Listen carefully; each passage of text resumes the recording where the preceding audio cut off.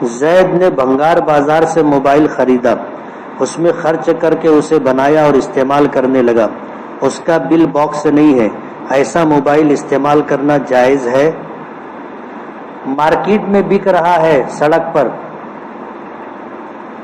بھنگار بازار میں، تو خرید کر کے اسے استعمال کیا جا سکتا ہے، لیکن وہ موبائل جو ایسے لا کے بتایا جاتا ہے اور اونے پونے دیا جاتا ہے، 25,000 کا موبائل 10,000 میں دیا جاتا ہے، وہ چوری کا رہتا ہے، ویسا موبائل نہیں خریدنا چاہیے۔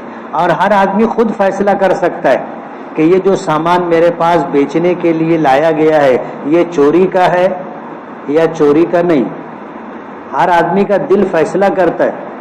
اسی لیے نبی کریم صلی اللہ علیہ وسلم کا ارشاد مبارک ہے کہ جب ایسا کوئی موقع آئے کہ کوئی بتانے والا نہ ملے، کوئی بتانے والا نہ ملے، فیصلہ کرنے والا نہ ملے، تو اپنے دل سے پوچھ لے، استفت نفسک، اپنے دل سے پوچھ لے، دل فتویٰ دے گا، دل فتویٰ دے گا کہ یہ چوری کا ہے کہ چوری کا نہیں۔ میت کی تدفین کے بعد کیا ہاتھ دھونا ضروری ہے؟ مستحب ہے، ہاتھ دھو لینا چاہیے۔ وجہ اس کی یہ ہے کہ جس مٹی میں میت کو دفن کیا جاتا ہے اس کا جسم اندر سڑ گل جاتا ہے اور وہ ساری ناپاکی مٹی میں جذب ہو جاتی ہے۔ جب قبر کھودی جاتی ہے تو وہی مٹی باہر آتی ہے اور ہم پھر وہی مٹی اٹھا کر کے اندر ڈالتے، اس لیے ہاتھ دھونا مستحب ہے۔ ہم لوگ سفر سے آ رہے تھے، گاڑی کے نیچے بلی آ گئی، کوئی مسئلہ بتاؤ۔ مسئلہ تو تم پوچھ رہے نا، بلی آ گئی، جان بوجھ کر کسی جاندار کی جان نہیں لینا چاہیے، حتی الامکان بچانے کی پوری کوشش کرنا چاہیے، اور اگر اپنی کوئی کوتاہی نہیں ہے تو انشاءاللہ مواخذہ نہیں ہوگا۔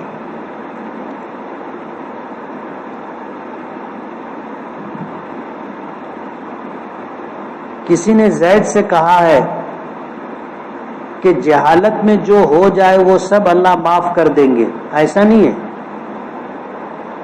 ہر مسلمان کی، ہر انسان کی ذمہ داری ہے کہ وہ اپنی آخرت کو پیش نظر رکھ کر کے اللہ کے حکموں میں سے کیا حلال ہے کیا حرام ہے اتنا علم حاصل کرے، اور جہالت عذر نہیں ہے۔ جیسے بھی اتنی بڑی مسجد ہے، یہ پوچھا جائے کہ آج ہندوستان کے قانون میں چوری کرنے پر کون سی قلم لگے گی، کسی کو معلوم ہے؟ ایک ہاتھ بھی نہیں اٹھا، کسی کو نہیں معلوم ہے کون سی قلم لگے گی۔ اب اگر کوئی چوری کیا تو اس کو سزا نہیں ہوگی؟ بولو نا، ہوگی۔ اس کی جہالت کی وجہ سے اس کو چھوڑ دیا جائے گا، معاف کر دیا جائے گا، ایسا نہیں ہے۔ اور کوئی آدمی چوری کرے اور جب اس کو پولیس اندر لے کے ریمانڈ پر لیوے تو وہ بولے یار مجھ کو تو معلوم نہیں تھا کہ چوری کرنے پہ اتنا ماریں گے، تو کیا پولیس اس کو چھوڑ دے گی؟ اور مارے گی۔ اس لیے قانون سے لا علمی اور جہالت عذر نہیں ہے۔ کل قیامت کے دن ہم یہ نہیں کہہ سکتے کہ اللہ مجھے معلوم نہیں تھا، ہم یہ نہیں کہہ سکتے۔ اللہ تعالیٰ کا حکم ہے فَاسْأَلُوا أَهْلَ الذِّكْرِ إِن كُنتُمْ لَا تَعْلَمُونَ، اگر تم کو معلوم نہیں ہے تو جاننے والوں سے پوچھو۔ پوچھنا تمہاری ذمہ داری ہے، معلوم کرنا تمہاری ذمہ داری ہے۔ کل قیامت کے دن یہ نہیں کہہ سکتے کہ اللہ مجھے معلوم نہیں تھا۔ اگر کسی شخص کو دعائے قنوت یاد نہیں ہے تو اسے 3 مرتبہ سبحان ربی العظیم پڑھنا چاہیے۔ تو کیا 15 پارے کا حافظ قرآن پڑھ سکتا ہے؟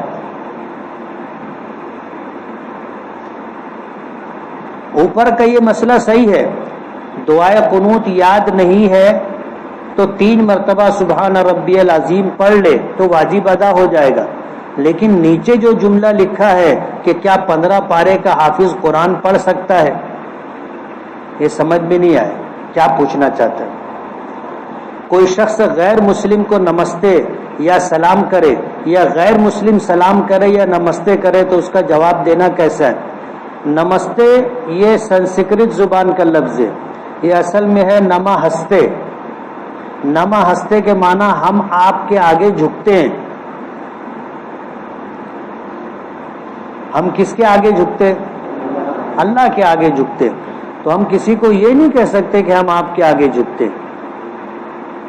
اسی لیے یہ نہیں کہنا۔ دنیا میں جتنے مذاہب ہیں ان تمام مذاہب میں ملاقات کے موقع پر جو الفاظ کہے جاتے ہیں سب سے اچھے الفاظ اسلام نے دیے۔ السلام علیکم ورحمۃ اللہ وبرکاتہ، دعا ہے کہ تم پر سلامتی نازل ہو، اللہ کی رحمتیں اور برکتیں نازل ہو۔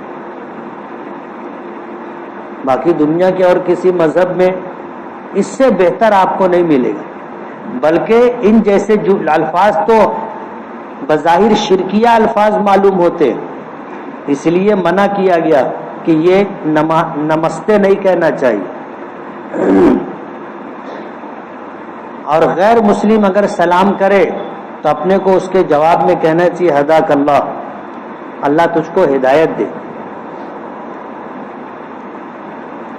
اگر 15 سال کی عمر کے بچوں کا طہارت جسم یا کپڑوں پر لگنے سے ناپاک ہو جاتے، طہارت نہیں پیشاب پاخانہ،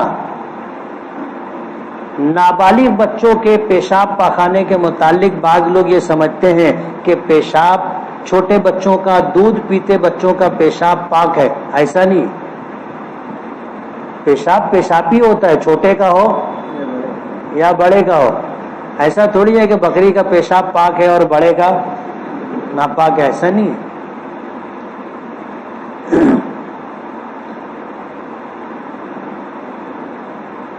آج کل اسکولوں میں عہد پڑھواتے ہیں، تو عہد پڑھنا چاہیے یا نہیں؟ پڑھنا چاہیے کہ میں ہندوستانی ہوں، میں اپنے ملک کا وفادار رہوں گا، یہ عہد کرنا چاہیے۔ اسی طرح انگ کرنا چاہیے یا نہیں، یہ غیروں کا طریقہ ہے، انگریزوں کا، اور غیروں کی مشابہت سے منع کیا گیا۔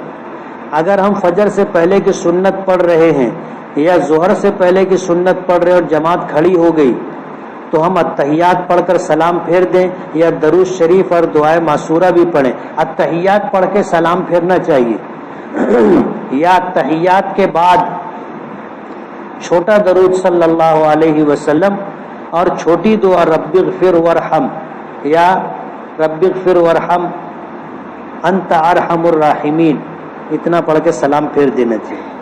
اگر ہم وتر پڑھ رہے ہیں اور تیسری رکعت میں سورہ اخلاص پڑھنے کے بعد رفع یدین کرنا بھول گئے اور رکوع میں چلے گئے تو کیا کرنا چاہیے؟ سجدہ سہو کرنا چاہیے، نماز ہو جائے گی۔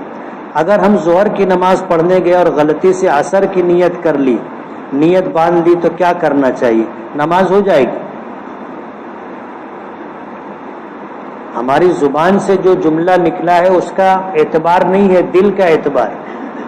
دل میں تو یہی تھا کہ ہم ظہر کی نماز پڑھنے کے لیے جا رہے ہیں، اس لیے ظہر کی نماز ہو جائے گی۔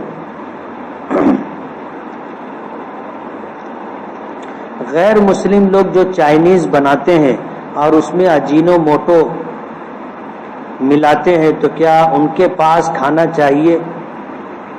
اجینو موٹو کے متعلق ملیشیا کے علماء کی تحقیق یہ ہے کہ اس میں سور کے اجزاء شامل ہوتے ہیں، ان کی تحقیق ہے۔ اس بنا پر اجینو موٹو ڈال کر کے مسلمان بھی چائنیز بنائے تو نہیں کھانا چاہیے۔ اس میں ہندو کے بارے میں پوچھا ہے، اولاً تو وہ لوگ بناتے نہیں، بناتے بھی ہے تو کم لوگ، زیادہ ہم ہی لوگ بناتے ہیں، اس لیے اجینو موٹو ڈال کر اگر مسلمان بھی کھانا بنائے تو نہیں کھانا چاہیے۔ فرض نماز کے علاوہ کیا ہر سنت 4 رکعت والی اس میں چاروں رکعت میں سورہ فاتحہ کے علاوہ کوئی سورت ملا کر پڑھتے ہیں؟ فرض نماز کی پہلی 2 رکعتوں میں سورہ فاتحہ کے بعد سورت پڑھی جاتی ہے اور تیسری اور چوتھی رکعت میں صرف سورہ فاتحہ پڑھی جاتی ہے۔ اس کے علاوہ وتر ہو، سنت ہو، نفل ہو، ہر نماز میں ہر رکعت میں سورہ فاتحہ بھی پڑھی جائے گی اور سورہ فاتحہ کے بعد سورت بھی پڑھی جائے گی۔ عصر سے مغرب کے درمیان کچھ کھایا جائے تو کیا اللہ تعالیٰ اس سے اپنی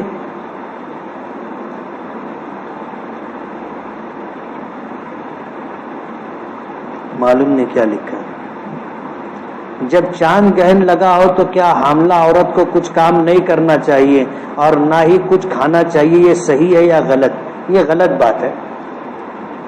چاند گہن ہو یا سورج گہن، ہمارے یہاں ایسا لوگوں میں مشہور ہے کہ عورت اگر امید سے ہے، حمل سے ہے، تو اسے کچھ کاٹنا نہیں چاہیے اور باہر نکلنا نہیں چاہیے، سونا نہیں چاہیے۔ یہ سب غلط بات ہے، ایسا کچھ بھی نہیں۔ ہماری شریعت الحمدللہ ہر اعتبار سے مکمل، ہر وہ چیز جو کسی انسان کے لیے نقصان دہ ہو قرآن کریم میں اور نبی کریم صلی اللہ علیہ وسلم کے ارشادات میں ہمیں وہ بات بتا دی گئی۔ اگر ایسا کچھ ہوتا تو حضور ہمارے سب سے بڑے خیر خواہ تھے۔ جب سورج گہن اور چاند گہن کے متعلق تفصیلات آپ نے عطا کی ہیں کہ اگر سورج گہن ہو اور چاند گہن ہو تو کیا کرنا چاہیے، یہ ہمیں بتایا گیا کہ سورج گہن ہو تو جماعت کے ساتھ نماز پڑھنی چاہیے، چاند گہن ہو تو اکیلے اکیلے نماز پڑھنی چاہیے، اور جب تک سورج گہن اور چاند گہن ہو اللہ کے ذکر میں، تلاوت میں، استغفار میں، دعا میں مشغول رہنا چاہیے، اس لیے کہ یہ اللہ کی نشانیوں میں سے ایک نشانی۔ حضور نے جب یہ بتایا تو یہ بھی بتاتے اگر ایسا ہوتا کہ حاملہ عورت کو ترکاری نہیں کاٹنا چاہیے، حاملہ عورت کو باہر نہیں نکلنا چاہیے اور حاملہ عورت کو سونا نہیں چاہیے، ایسی کوئی بات ہمارے آقا نے ہمیں نہیں بتائی۔ اس لیے جو ہمارے درمیان یہ بات مشہور ہے